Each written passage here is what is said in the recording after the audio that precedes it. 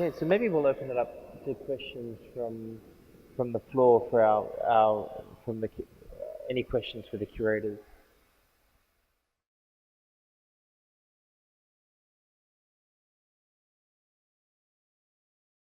I don't think any of us would be actually completely outside of the market. You know, we are fully imbricated in this.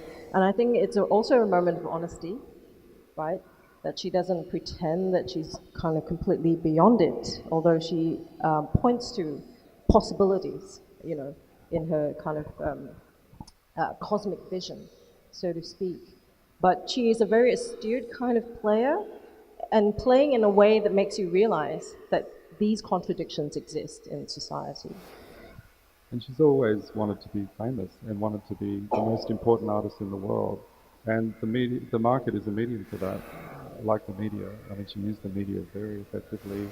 Her happenings were often about grabbing media attention, and she was in a very competitive kind of situation with Warhol at the time. And so I think she would see the market as another avenue for her to reach as many people as possible. It speaks also of merchandise as not a way of generating profit, but as a way of getting people to take a piece of herself home. Yeah, so that's how she kind of saw it.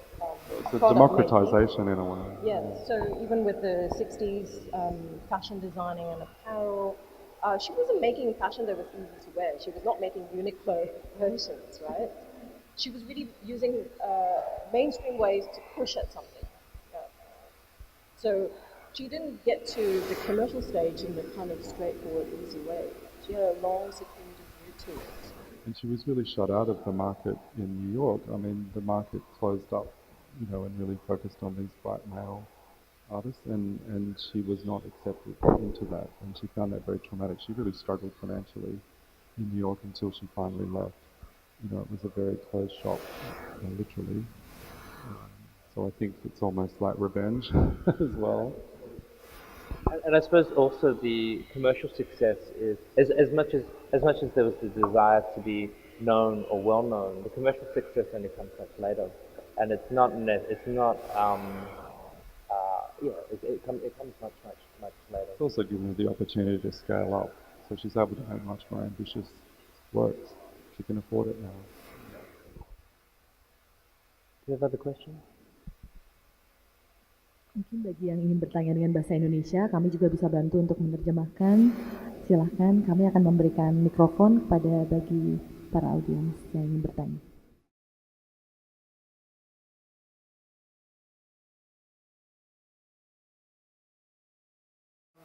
That the universe is infinitely varied, that she wants to find different ways of explaining even the same idea. And she, you know, like in printmaking, she obsessively repeats the same motif through different paper color. Yeah. So you would see this sometimes go into an entire room just filled with the flower prints. Yeah. But also to provide different sensations to the viewer, so that you know, when she was working with the infinity mirror rooms, the peep rooms, it's not even just a visual thing. You know, she would think about like the sound. So before, you know, these electrics had big models, pretty. So she didn't want something that was kind of safe and secure. She wanted to really bring all the different elements that are kind of part of our daily life into her work. But she was also part of a scene in New York in the late 50s, early 60s, where multimedia started to really happen. So artists like Klaus Oldenburg was making a shop, you know, in a street and made these sculptures that looked like products. And she saw that work. And, you know, Warhol was doing those Exploding Plastic Inevitable, which were these multimedia events with performances, video, you know, painting, you know, all these things were happening together. These environments were starting to emerge. So she was very much part of a moment where artists were really expanding outside of just focusing on painting or one media and really working across. I think that really, I guess, gave her a lot of sense that there were a lot of opportunities or potential. Jadi yang mendasari kurang lebih adalah obsesinya. Obsesi itu terus diulang-ulang dalam berbagai bentuk medium Juga Kusama ingin menampilkan sensasi yang berbeda dalam setiap karyanya. Juga dia berpikir tentang bagaimana supaya tidak memberikan karya yang aman-aman saja, biasa-biasa saja. Terus ketika dia pindah ke New York juga ada berbagai movement yang baru, aliran-aliran seni baru yang muncul. Pada saat itu ada multimedia, video, performance art, dan itu cukup mempengaruhi beberapa keputusan-keputusannya dalam membuat karya. Anyone else? Silahkan, jika ada pertanyaan lain, saya siap membantu.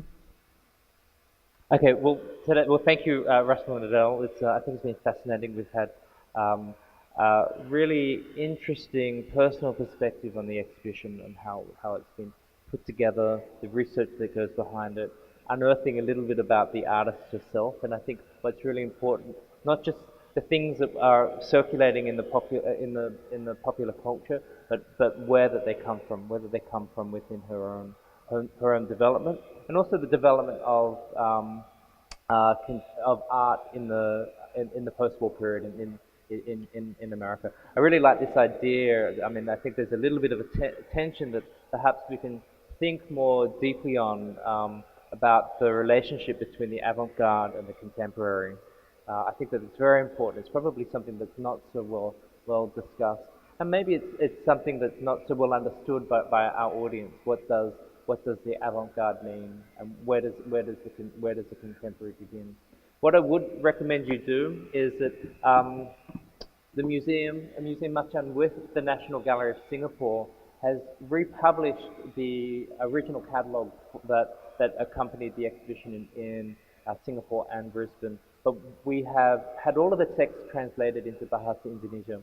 I think it's a very important initiative that our two institutions have undertaken to ensure that the words of Adele and Russell can be understood by our audiences here in Indonesia. So this is a book not just for this exhibition, but actually for the art education of Indonesia for the future. So take a look at that. It is in the in the bookshop downstairs. I'll leave a copy here as well if anyone wants to have a flick through it. There's also a number of events that are coming up. We have Akira Takahata, who is the director of the Kusama Museum in Tokyo, and also one of the very important curators who has helped to drive the broader awareness of Kusama from at least the 1990s onwards. And so he is coming to Jakarta in August to give a lecture, and we encourage you to watch out for information.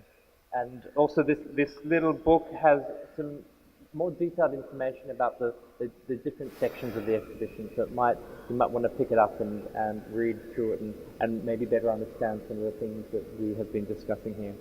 If you have young friends, don't forget to, I mean, I don't think we can underestimate how important these little things are. We've analyzed a number of the works in the exhibition. We tried to demystify it not just for kids, but also for their parents. And it's a great start for anyone, actually. So pick up both, bring your young friends into the museum, and take them on your own self-guided tour of the exhibition. With that, join me in thanking Adele and Russell for their time today. Thank you.